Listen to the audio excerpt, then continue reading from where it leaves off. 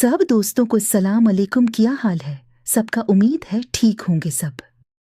मेरा नाम अली है। मैं एक सिक्योरिटी गार्ड था। कंपनी ने मेरी ड्यूटी जिस घर पे लगाई वहां सिर्फ 2 अफराद यानी मालिक और मालकन रहते थे। मालिक बहुत अमीर वो था, लेकिन काफी ज़ईफ भी था। मैं हर शाम 7 बजे इस मकान के बाहर पहुंच जाता था। इस घर की बड़ी ही अजीब बात मुझे देखने को मिलती। जैसा कि मामूल के मुताबिक मियाँ बीवी झगड़ते थे, लेकिन मैंने मालिक और मालकुन को कभी झगड़ते नहीं देखा। मैं अक्सर ये बात सोचता था कि मालिक इतना ज़ईफ, मालकुन एक जवान और खूबसूरत लड़की है। अल्लाह जाने इन दोनों की शादी कैसे हुई। हर रात 9 बजे के बाद दूसरी मंजिल पर मालिक के कमरे की बत्ती जलती और देर रात तक जलती रहती। एक रात में पानी पीने के लिए मैंने देखा मालकन बागीचे में टहल रही थी और काफी परेशान नजर आ रही थी। मैंने मालकन को नजर अंदाज किया, पानी पिया और बाहर चला गया। अगले दिन फिर इस वक्त में पानी पीने के लिए घर के अंदर दाखिल हुआ तो मालकन फिर इसी जगह टहल रही थी। इस दिन पहली दफा उनकी नजर मुझ पर पड़ी। मैंने नजरें चराना चाहे, लेकिन वो मेरी तरफ बढ़ने लगे।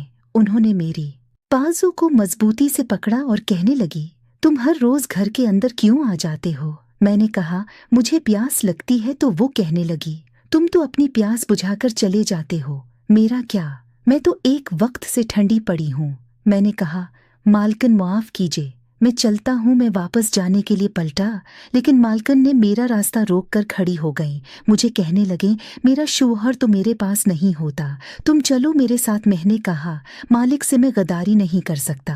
कहने लगे, आ जाओ, तुम्हें पैसे भी दूंगी। मेरे दिल में शैतान आ गया। मैंने सोचा, कौन बेवकूफ़ है जो ऐसा मौका छोड़ेगा। वो मुझे खुशी खुशी घर के अंदर ले गई। अभी काम का आगाज ही हुआ था कि गोली चलने की आवाज सुनाई दी।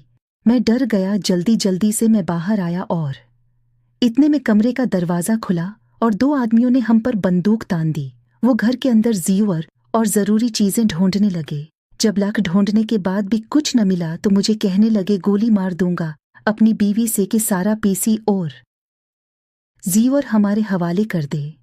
मैं डर गया। मैंने कहा, ये मेरी बीवी नहीं है, मैं तो उस घर का गार्ड हूँ। तो उन्होंने जैसे ही ये बात सुनी तो हम पे गोलियों की बौछार कर दी। कहने लगे, तुम जिसे बदकार मर्द और तुम जैसी बदकार औरत को जीने का कोई हक नहीं।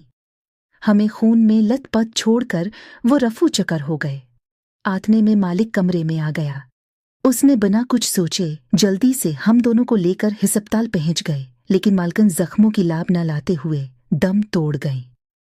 जी दोस्तों, अगर आप इस कहानी का अगला पार्ट देखना चाहते हो तो मेरे चैनल को सब्सक्राइब कर दें ताकि आसानी से आपको अगलो पार्ट मिल सके।